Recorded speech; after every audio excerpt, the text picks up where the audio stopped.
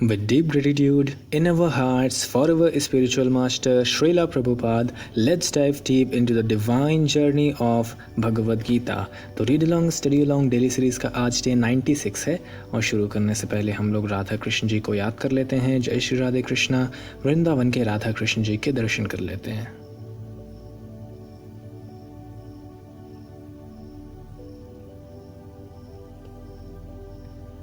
हाँ जी, तो हम लोग चैप्टर 2 पढ़ रहे हैं, अध्याय 2 गीता का सार। और इसमें आज हम लोग 2 श्लोक पढ़ने वाले हैं, श्लोक नंबर 67 एंड श्लोक नंबर 68। तो श्लोक नंबर 67 कुछ इस प्रकार है। इंद्रियाणाम ही चरताम यन्मनो विधीयते तदस्य हरति प्रज्ञाम वायुर्नावमिवाम्भसि। इसका अर्थ है, जिस प्रकार पानी में तैरती नाव को प्रचंड वायु दूर तक बहा ले जाती है, उसी प्रकार विचरणशील इंद्रियों में से कोई एक जिस पर मन निरंतर लगा रहता है, मनुष्य की बुद्धि को हर लेती है।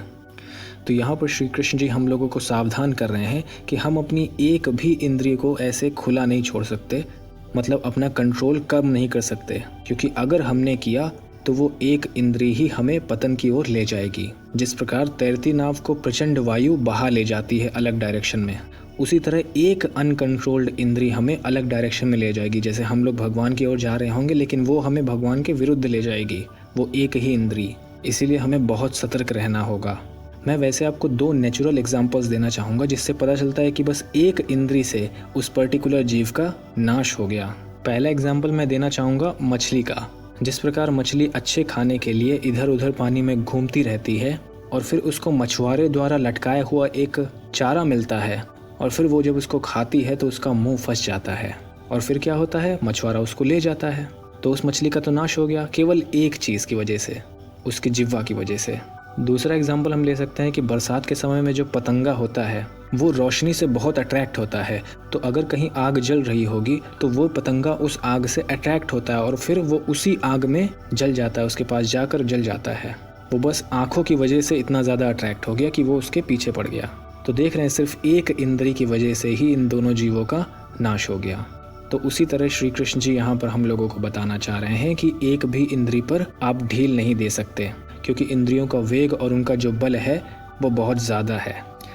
तो इसका तात्पर्य श्रील प्रभुपाद जी लिखते हैं, यदि समस्त इंद्रियां भगवान की सेवा में ना लगी रहें और यदि इनमें से एक भी अपनी तृप्ति में लगी रहती हैं, तो वह भक्त को दिव्य प्रगति पथ से विपथ कर सकती है। मतलब एक भी इंद्रिय अगर हम सेल्फ ग्रेटिफिकेशन के लिए यूज़ करते हैं और उसको भगवान की सेवा में नहीं लगाते हैं, तो हम गलत डायरेक्शन में जा रहे हैं, हमारा पतन होने वाला है जल्दी ही।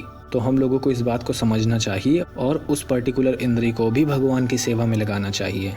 देखिए, क्योंकि जब कोई नया व्यक्ति कृष्णा कॉन्शियसनेस में आता है, क्योंकि उसको भगवान की सेवा की आदत नहीं है, वो इतने जन्मों से अपनी ही सेवा कर रहा है, अपनी ही इंद्रियों की तृप्ति कर रहा है, तो वो एकदम से भगवान की सेवा में नहीं आ पाता है। तो बीच बीच में फॉल डाउन्स होंगे, ये नेचुरल सी बात है। लेकिन उस भक्त को हार नहीं मानिए, क्योंकि सच यही है कि वो श्री भगवान का दास है, इसलिए उसको अपनी इंद्रियां हमेशा भगवान की सेवा में लगानी चाहिए, भले वो कितनी बार क्यों ना हार जाए, उसको हार नहीं माननी है। जैसा कि महाराज अम्बरीश के जीवन में बताया गया है, समस्त इंद्रियों को कृष्ण भावनामृत में लगा रहना चाहिए, क्योंकि मन को वश में करने की यही सही एवं सरल विधि है। जैसे कि हम लोगों ने महाराज अम्बरीश और दुर्वासा मुनि की कहानी देखी थी, उसमें महाराज अम्बरीश के साथ अन्याय हुआ था। उसमें महाराज अम्बरीश को भय भी नहीं लगा था उस राक्षस से, और ना ही दुर्वासा मुनि पर क्रोध आया था कि उन्होंने मुझे मारने की चेष्टा की, इवन दो उनकी कोई गलती नहीं थी।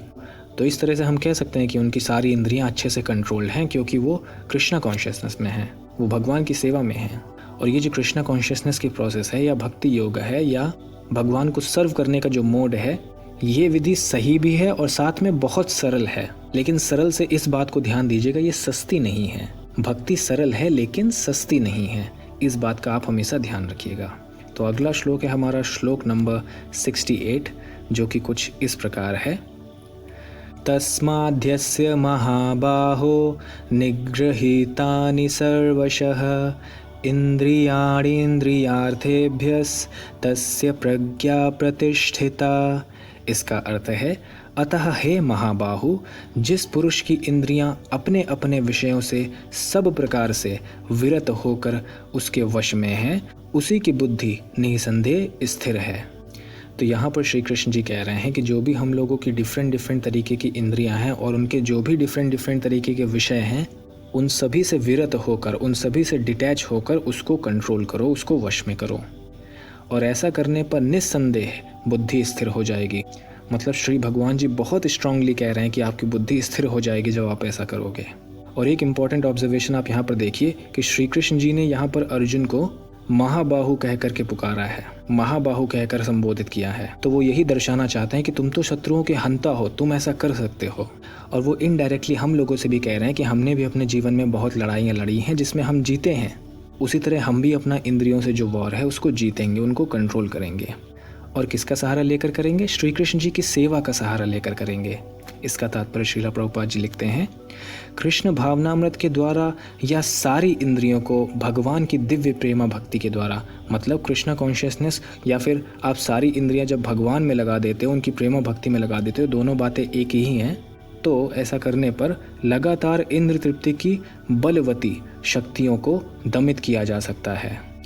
जिस प्रकार शत्रुओं का दमन श्रेष्ठ सेना द्वारा किया जाता है, उसी प्रकार इंद्रियों का दमन किसी मानवीय प्रयास के द्वारा नहीं, अपितु उन्हें भगवान की सेवा में लगाए रखकर किया जा सकता है। मतलब हम अपनी इंद्रियों को अपनी पावर से कंट्रोल नहीं करेंगे, हम लोग श्री कृष्ण जी की सेवा करेंगे तो उससे जो पावर मिलेगी उससे हम इंद्रियों को कंट्रोल करेंगे। तो इनडायरेक्टली श्री कृष्ण जी की पावर से हम लोग कंट्रोल करेंगे।